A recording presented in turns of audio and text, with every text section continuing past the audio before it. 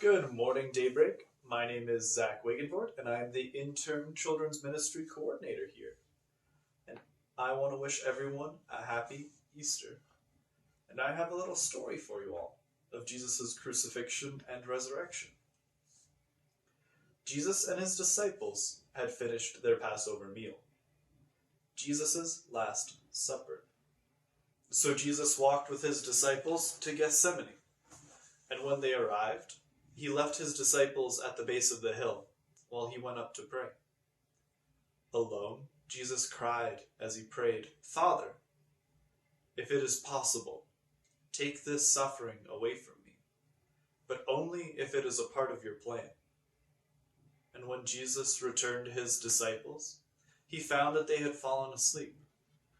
Jesus said to them, "Get up. The time has come for the Son of Man to be delivered into the hands of sinners, and the man who will betray me is here." As Jesus finished speaking, Judas arrived with a large crowd, and Judas told the men with him they would know who to arrest by who Judas would kiss a greeting to. Judas went and kissed Jesus, and at Judas's sign the crowd arrested Jesus. The men took Jesus to the high priests. The religious leaders tried to find a reason to kill Jesus, but they couldn't, because Jesus was blameless. The high priest asked Jesus, "Are you the Messiah, the Son of God?" Jesus replied, "Yes, that's right." The high priest screamed, "He has spoken as if he was God. Well, what say the rest of you? What does he deserve?" The religious leaders all cried out, "He deserves death." Then the leaders spat on Jesus and beat him. They led Jesus to Pilate, the governor who was ruling over Jerusalem at this time. "Are you the king of the Jews?" Pilate asked. "What you have said is true," Jesus replied. Once again, the religious leaders spoke against Jesus, but Jesus said nothing. Pilate turned to Jesus. "Don't you hear what they are saying to you? Why don't you say anything?" Jesus continued to say nothing, and Pilate pondered this for some time. Days later, before a crowd, Pilate offered them a choice between Jesus and a criminal. "Crucify him! Crucify Jesus!" the crowd answered.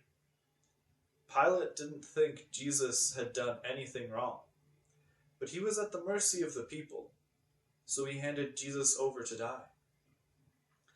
The soldiers put a scarlet robe and a crown of thorns on Jesus. They mocked him, pretending to bow as if he were their king. "Here is the King of the Jews," they said. And then they whipped him and led him up the hill called Golgotha, the place of the skull. And Jesus carried his cross. The soldiers nailed Jesus to that same cross.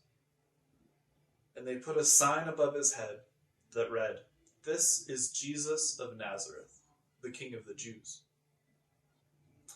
Darkness began to cover the land, and Jesus cried out, "Father, forgive them. They know not what they do."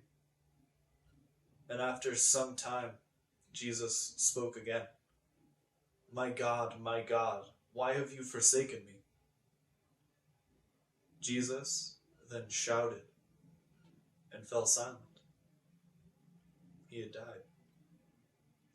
In Jerusalem, in the temple of the Lord, the curtain separating God's presence and humanity split in two, from top to bottom, 30 feet in the air, all the way to the ground.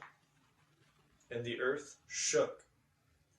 One of the guardsmen who was watching over Jesus at the time proclaimed in absolute awe, "This man was really the Son of God."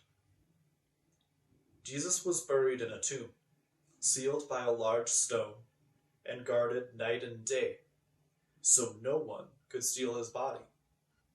Then, 3 days later, after his death, 2 women, Mary Magdalene and the other Mary, were headed to Jesus' tomb.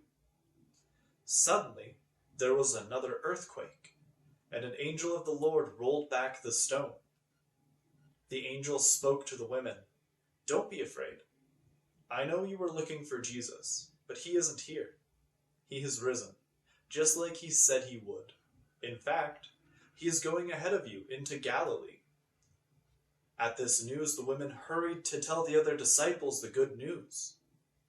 When Jesus met them, "Good morning," he said. And at the sound of his voice, the women ran to him and fell to their knees to worship him. But Jesus told them, "Don't be afraid. Go and tell the other disciples to meet me in Galilee. They will see me there." The crucifixion and resurrection of Jesus is the center of the gospel. We deserve to die because of our sin, but Jesus died in our place. He was the blood sacrifice made once and for all for the forgiveness of sin. God was pleased with Jesus' sacrifice and raised Jesus from the dead to reign as king over all creation. We are forgiven only through Jesus. Now, we covered a lot of important story in a very short amount of time.